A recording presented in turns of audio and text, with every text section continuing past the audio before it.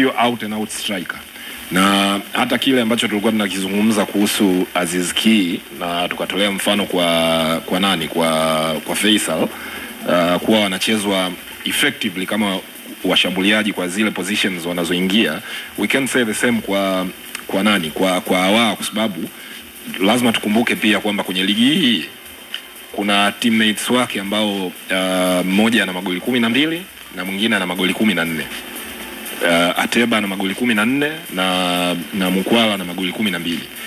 Hawa ndio wachezaji ambao wana occupy zile goal scoring positions kwa maana ya uwepo uwanjani. Yani mara nyingi wanaingia kwenye box, mara nyingi Awai atakuwa nyuma yao, na hata akiingia kwenye box ataingia kwenye box kwa kufanya zile late runs, mikimbio ya kuchelewa huku wenzie wakiwa wamekaba, kwa sababu yeye anaanzia mechi yake akiwa nje ya eneo la hatari.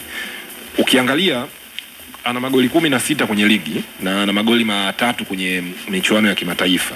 Kwenye ligi na michuano ya kimataifa amecheza jumla mechi ya 40 na ana magoli 19 ya kufunga. Kwenye ligi ana assist ngapi?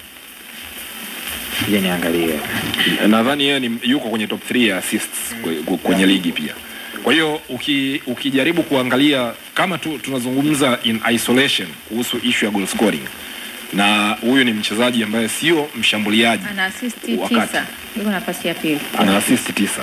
Kwenye michuano ya kimataifa ana assist 2. Kwa hiyo overall amehusika na jumla ya magoli 30 kwenye michuano ya kimataifa na kwenye ligi. Kuhusika na magoli 30 katika mechi ya 40 yani huyu ni mtu ambaye amekuwa na fantastic season. Kabla ya kuanza kuzungumza kwamba angeweza kufunga magoli 20, angeweza kufunga mangapi, kwa sababu magoli 20 kwenye ligi kwa idadi ya mechi zilizobaki, suppose anafunga magoli 2 kwenye mechi inayofuata, sababu Simba si ana mechi 2 kabakiza. Na kwenye mechi ya dabi labda anafunga magoli 2, that's 20 goals a season. Kufunga magoli 20 katika mechi 30 za ligi na una assist 9, sidhani kama mjadala wa kwanza wa kumjadili huyu mchezaji should be kwamba anaweza kufunga zaidi. Hasa tukizingatia kwamba katika timu yake no. Hayo maneno sijatamka. Kwa sababu anaweza ni kama anaweza kufunga, kama ameweza kufunga kufunga magoli 20, the improvement would be kwamba afunge 25 na 30, na he's only in his first season. Kwa hiyo hilo ni jambo ambalo bado linawezekana, lakini kwangu mimi assessment yangu kwake, hata msimu wake ukiishia hapa kwamba ana goli 16 kwenye ligi peke yake, ana assist 9 kwenye ligi, kwenye michuano ya kimataifa ana magoli 3, ana assist 2, that's a fantastic season ambayo wachezaji wengi walioko kwenye position yake kwamba huyu ni mtu ambaye kwa mara ya kwanza katoka nchini kwake anakwenda kucheza professional na anakuwa na msimu huo wonderful season. Mimi binafsi Kamanda, yani kama of course ana msimu bora, mimi sijakataa, lakini mimi najaribu kuanalyze sehemu ambazo anatakiwa kuboresha zaidi, ama kama angekuwa makini.